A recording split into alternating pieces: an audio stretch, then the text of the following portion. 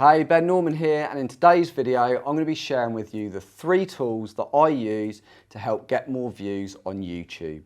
So we've gone to the time to create amazing content for YouTube. We want to get it out there, we want to get it in front of people, we want to get the views. So we want to give ourselves the best chance of doing that.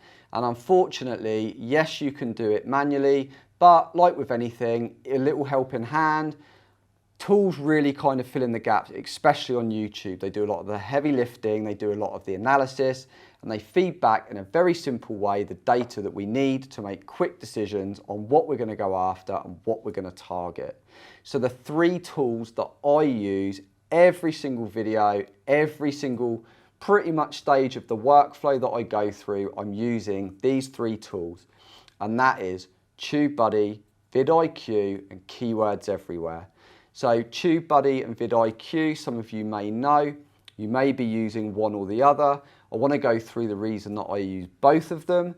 I did quite a lot of extensive research into both tools when I started. I knew that I wanted to use one to do a lot of the heavy lifting when I was trying to uncover different keywords, understand what I was going to try and rank for, what the chances I was going to be able to actually rank for that search term.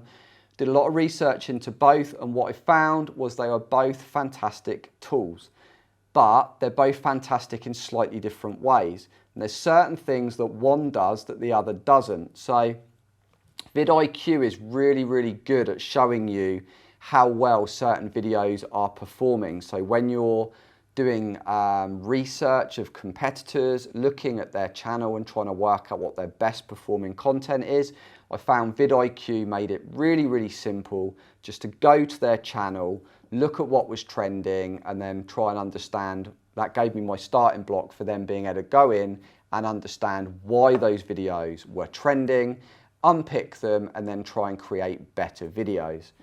So vidIQ was really good for that, and also competitor analysis. I found it was just more helpful with the way that I crunched the numbers to understand what I wanted to kind of go after and how well each of them were doing. On the other hand, TubeBuddy is really good for a very kind of quick snapshot at whether I should go after a certain keyword or not, and then rounding it down to what keyword I should go after. I just like the workflow and the way that I can use that. Also with TubeBuddy, when it comes to actually scheduling your videos and adding them to playlists once they're scheduled, it's fantastic, and you can't do it in vidIQ. So for that reason, I use both of them. But the other thing that I use them for that I don't hear talked about that often is just comparing the two. So when you're looking at the keyword and what you're going to go after, TubeBuddy will tell you how likely it is that you're going to be able to get that. So will vidIQ, but they often don't agree. So you kind of need to find a middle ground with it. And that's where my 3rd tool comes in. It's the beginning part of the process a lot of the time and a bit of a tiebreaker as well. And that's Keywords Everywhere. And basically that plugs in, so as you're doing searches through the YouTube platform, it basically brings up data next to that search term, telling you how many searches that term gets, and also how much you would pay if you were going to kind of have to pay to play. So it gives a really good idea of how competitive that search term is, and if you were to rank for it, what the kind of search volume you would be looking at is. It gives a really good snapshot, especially in the beginning of the process, to try and narrow down what terms you should be starting to then do the research on. So for that reason, they're my 3 kind of go-to tools. I'd love to know if you're using any of them, which ones you're using and why. Let me know in the comments below.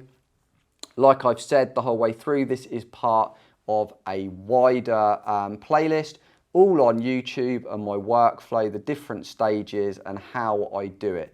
This video is just covering the top like broad strokes of the 3 tools that I use. I go into how I use these and walk you through the process entirely in the individual videos. So make sure you check out the description for that. If you're new, make sure you subscribe and hit that bell icon so you get notified as soon as I release the in-depth videos, which always come on a Monday, Wednesday and Friday.